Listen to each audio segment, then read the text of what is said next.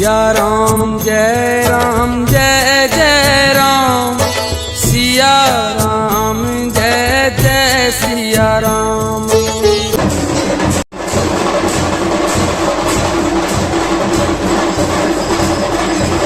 जगदाती पहाड़ों वाली माँ, मेरी बिगड़ी बनाने आ जाओ, मेरा और सहारा कोई ना।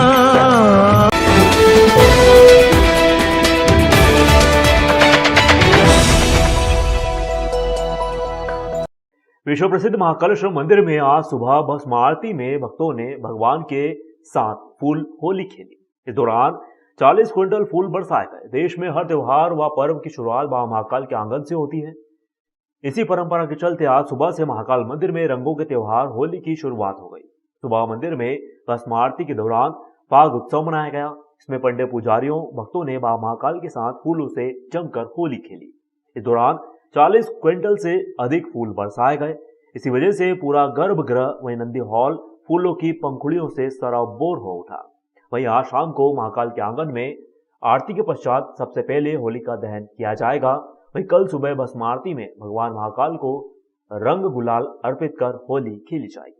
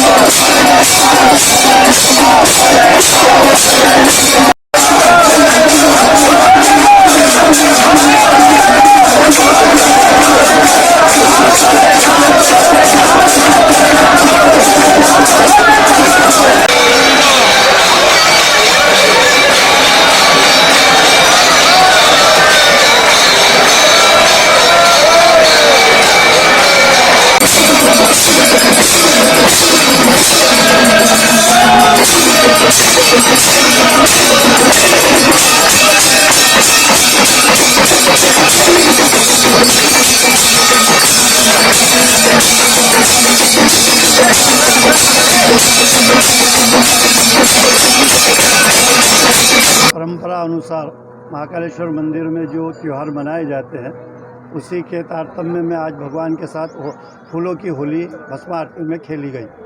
यहाँ जो परंपरा है वो ये परंपरा है कि शहर में जो भी उत्सव होता है उसके पहले भगवान महाकाल के साथ वो उत्सव मनाया जाता है। तो आज प्रारंभ में भस्म आरती में भगवान के साथ फूलों से होली खेली गई और आज शाम को 6 बजे के लगभग यहाँ प्रांगण के अंदर होली का दहन होगा।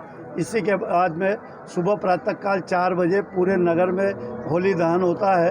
तो ये एक महाकालेश्वर मंदिर ज्योतिर्लिंग की परंपरा है और उस परंपरा का निर्वाह हम सब पुजारी परिवार करते हैं और उसी के अंतर्गत कुछ तिथियां घटत बढ़त होने के कारण आज एक दिन पूर्व ये उत्सव मनाया जा रहा है और कल भगवान के साथ में गुलाल से हर्बल गुलाल से इनसे भगवान के साथ होली खेली जाए।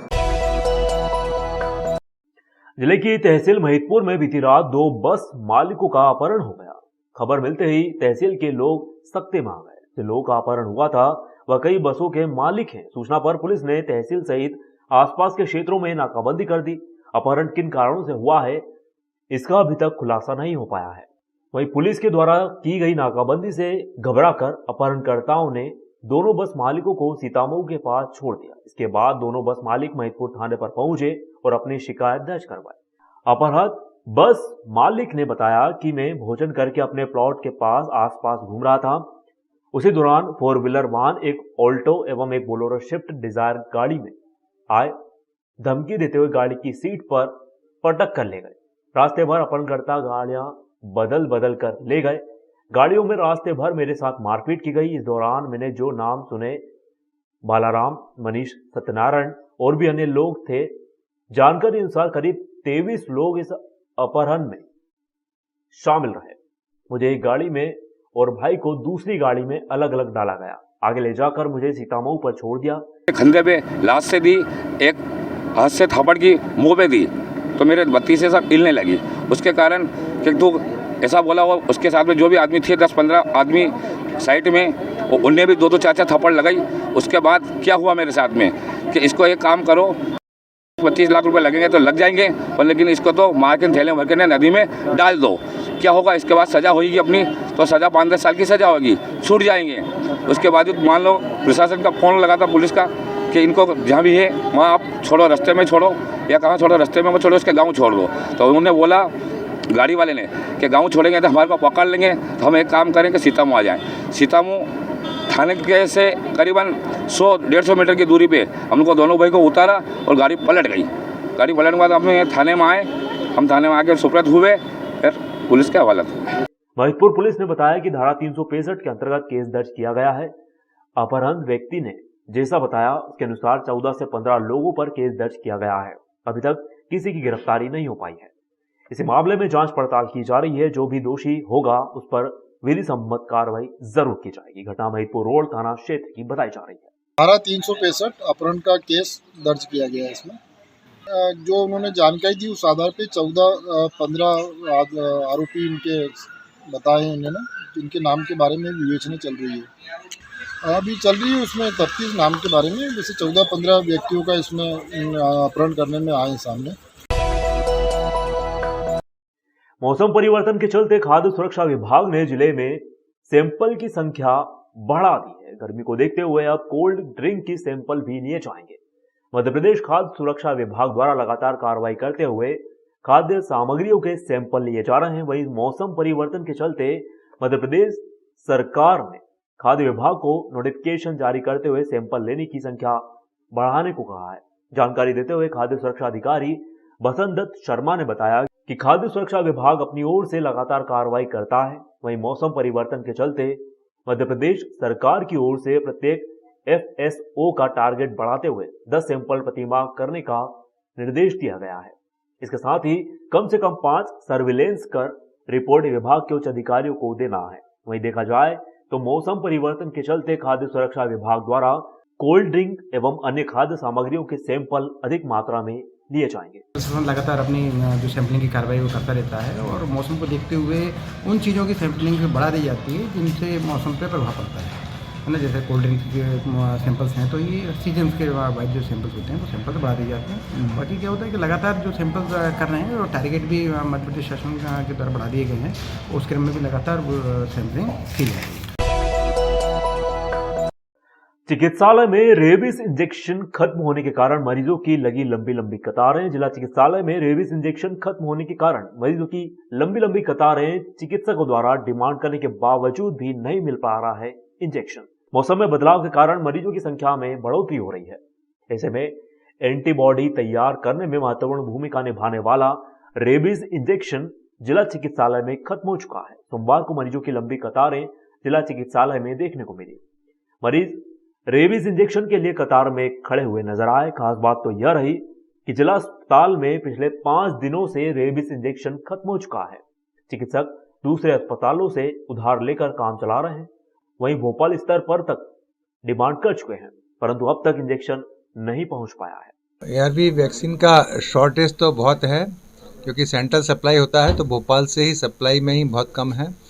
और हम 6000 मांगते हैं तो 500-600 मिलते हैं। सर अभी भी करीबन 50 से 60 लोग वहाँ उपस्थित हैं और 20 हाँ, क्वांटिटी अभी हमने दूसरे PSC से दूसरे हॉस्पिटल से मांग करके हम लोग काम चला रहे हैं, तो परेशानी तो बहुत हो रही है। हमने शासन स्तर पर बात कर रहे हैं, लगातार हम लोग जो है कर रहे हैं इस बात पर।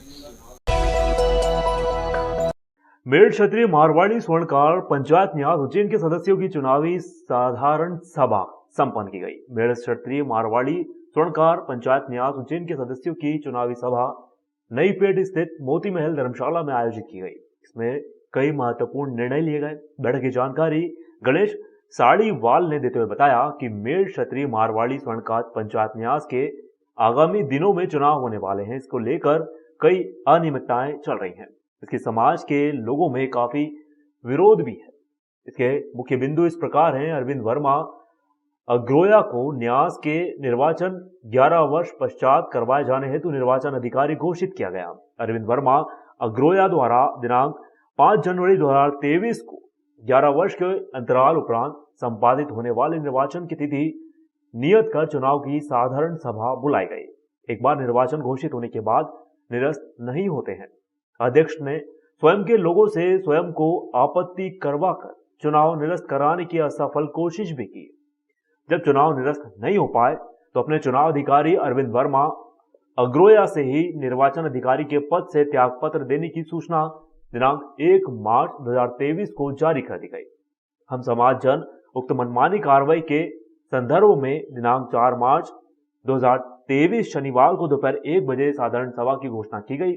जब इसकी सूचना 4 मार्च की मीटिंग की जानकारी उन्हें लगी तो कार्यवाहक अध्यक्ष गोपाल सोनी जांगलवा ने दिनांक 4 मार्च को एक पत्र जिसमें तारीख 3 मार्च डली हुई है व्हाट्सएप ऐप पर भेजा।